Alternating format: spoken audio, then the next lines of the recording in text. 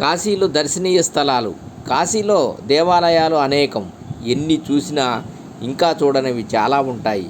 ముఖ్యమైన కొన్ని దేవాలయాలను అక్కడ ఆటో వారు, ట్యాక్సీ వారు ఒక ప్యాకేజీ కింద చూపిస్తారు. సమయం ఒక పూట పడుతుంది. అందులో మొదటిది కాలభైరవ మందిరం. పరమశివుని అనుగ్రహం నుంచి పుట్టినవాడు కాలభైరవుడు. ఆయన ఒకసారి అబద్ధం చెప్పిన బ్రహ్మదేవుని 5వ తలని తన గోటితో తుంచేశాడు. బ్రహ్మగారి తల తుంచడం వల్ల కాలభైరవునికి బ్రహ్మహత్య దోషం పట్టుకొని ఆ బ్రహ్మగారి తెగిన తల ఈయన చేతికి అతుక్కుపోయింది. పాపం ఆయన ఆ తలను వదిలించుకునేందుకు అనేక ప్రయత్నాలు చేసినా లాభం లేకపోయింది. లోకాలన్నీ తిరిగినా పోని పాపం ఆయన కాశీకి రాగానే పోయింది. చేతికి అతుక్కున్న తల ఊడి కింద పడింది. కాశీ ప్రవేశంతోనే బ్రహ్మ హత్యాది పాపాలు కూడా నశిస్తాయంటారు. అందుకే మరి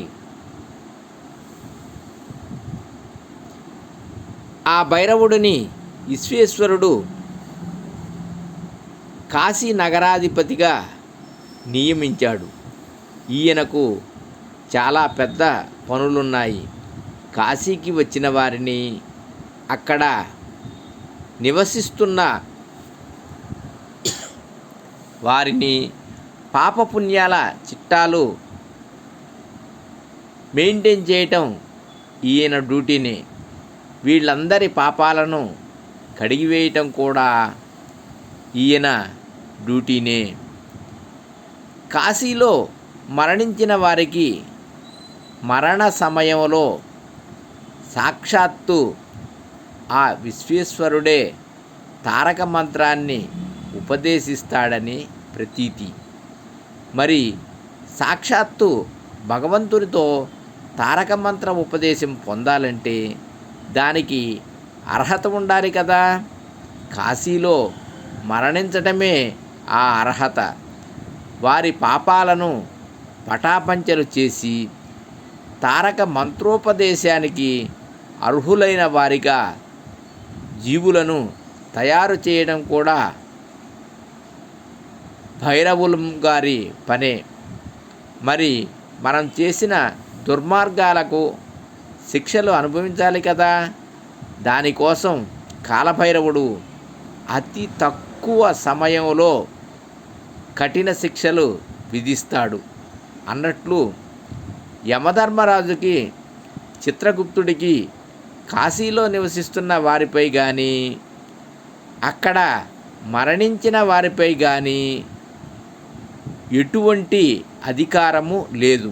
కానీ అంతకు మించి తక్కువ సమయంలో ఎక్కువ శిక్షలు అనుభవింపచేసే కాలభైరవుడిని దర్శించి సేవించటం మరువకండి. విశ్వనాథుని ఆలయం నుంచి 2 కిలోమీటర్ల దూరంలోపే ఉంది ఈ ఆలయం. విశ్వేశ్వరుని దర్శనానికి ముందే కాలభైరవుడి దర్శనం చేసి విశ్వేశ్వరుని దర్శనానికి ఆయన అనుజ్ఞ తీసుకోవాలని కొందరంటారు.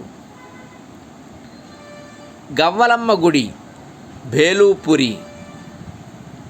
అసలే కాశీ రోడ్లు చిన్నవనుకుంటే ఆ చిన్న రోడ్లలోంటి ఇంకో చిన్న సందులోకి వెళితే వస్తుంది గవ్వలమ్మ గుడి. ఆటో ఆ సందులోకి వెళ్ళలేదు. కొంచెం దూరంగానే ఆపుతాడు. మరీ దూరం కాదులేండి, వెళ్ళవచ్చు. కొంచెం ఎత్తుగా ఉండే చిన్న మందిరం ఇది. అసలు కాశీలో చాలా ఆలయాలు చిన్నవే. వాటి మహత్యమే అత్యున్నతం. ఈ గవ్వలమ్మ విశ్వనాథుని సోదరి అని, ఆవిడకి మడి, ఆచారాలు, ఎక్కువని వాటితో ఆ దంపతులను విసిగిస్తుంటే స్వామి ఈవిడని ఊరు బయట దళితవాడలో ఉండమని పంపాడని ఒక కథ. ఈవిడని దర్శించుకొని గవ్వలు సమర్పించుకుంటే కానీ కాశీయాత్ర ఫలితం లభించదని ఒక ప్రచారం. ఇక్కడ దుకాణంలో 5 గవ్వలు ఒక సెట్టుగా అమ్ముతారు. అందులో 4 అమ్మవారికి సమర్పించి 1 మనం ప్రసాదంగా తెచ్చుకోవాలిట. లోకల్ ట్రిప్పులో చూపించే ఆలయాలన్నీ దగ్గరగానే ఉంటాయి. సారానాథ్ కూడా ఈ ట్రిప్పులోనే చూపిస్తారు. సర్వే జనా సుఖినో భవంతు. ఓం నమః శివాయ.